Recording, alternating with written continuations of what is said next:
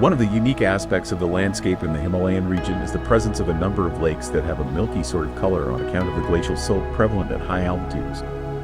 These are known as Dudhkundas, milk lakes, and all of them are sacred to Hindus. Two of the better known ones are Dudhkunda and Tilicho.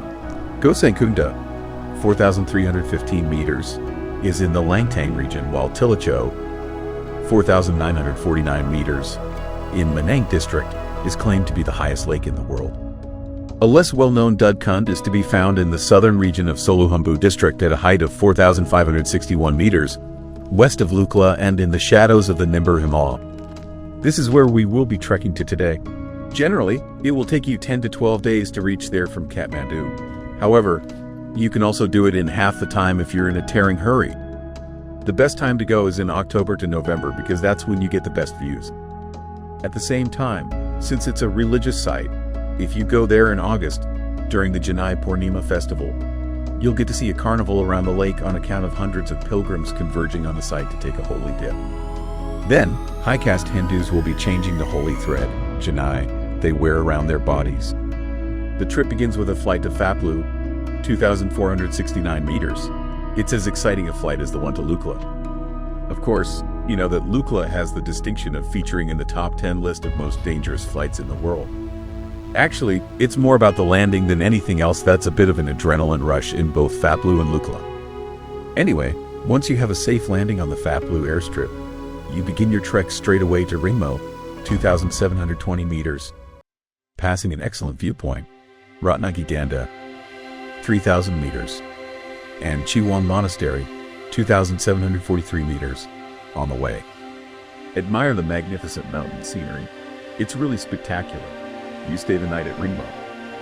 The next day you start off for Sarsar Beni, 3,800 meters, a high yak pasturement. It's a tough day's walk since you'll be walking up more than 1,000 meters in a matter of some 10 hours. Actually, the fact is, this trek we are on right now, it's a sort of fast trek. Generally, trekkers can take it easier and walk at a more leisurely pace, which means that you could walk up to Sarsar Beni in 2 or even 3 days. That would no doubt make this trek more to the liking of most trekkers.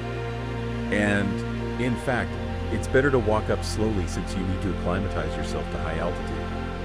The expert recommendation is that 500 meters per day is what you should be doing, and even less the higher you climb. Otherwise, there's this deadly thing called acute mountain sickness which can be fatal. However, we're in somewhat of a hurry, so we are taking some chances, which is of course a foolish thing to do. Anyway, this steep climb is pretty much an exhausting one, but your fatigue is somewhat alleviated by the fantastic views you get from some of the ridges on the way up. You set up camp at Sarsar Beni for a much needed night of rest and recuperation. The next day, after a heavy breakfast, you start climbing again.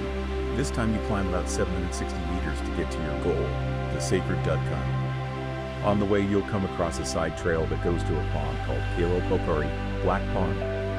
According to local belief, you can't have a look at it on the way on after you have had a darshan of the Dudhkunda. So that means if you want to take a peekaboo at Kalo Pokari, then you got to do it on the way up. It is claimed that the Dudhkunda is pretty much low and slightly dark until the full moon day comes around in August, when it suddenly fills up and becomes milky white in color. The high Himalayan peaks of Numburg, 6,959 meters, and Karyalung, 6,681 meters, tower over the Dudhkunda, making the whole setting into something straight out of a fairy tale. Having had your fill of the scared lake and the magnificent setting, you trek down to Junbesi, 2,675 meters. Should take you around 2 hours, 30 minutes to 3 hours. From here, the views are something else. Spectacular panoramas of the Himalayan range that will leave you gaping. The walk from then is at first along the ridge line, then it's all downhill right to the Sherpa village of Junbesi, which has a number of famous monasteries, including the Tuppan Kolan Monastery.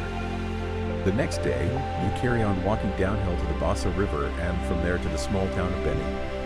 Have a little dessert lunch here before walking uphill again to Faplu, from where you take a flight back to Kathmandu. As said before, this trip we are talking about, well, it's a sort of fast track trip.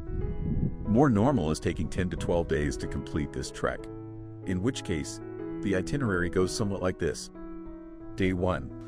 Fly to Faplu, 2,469 meters, and trek to Ratnagidanda, 3,000 meters. Day 2. Visit Chiwang Monastery, 2,743 meters. Day 3. Walk through charming villages and pretty fields to Ringmo, 2,720 meters. Day 4. Trek to Taksindu Monastery, 2,930 meters.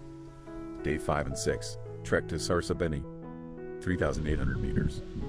Day 7. Trek to Dudhkunda, 4,561 meters. Day 8 and 9. Trek to Junbesi, 2,675 meters. Day 10. Trek to Beni. Day 11. Trek to Faplu. Day 12. Fly back to Kathmandu. Happy trekking, folks!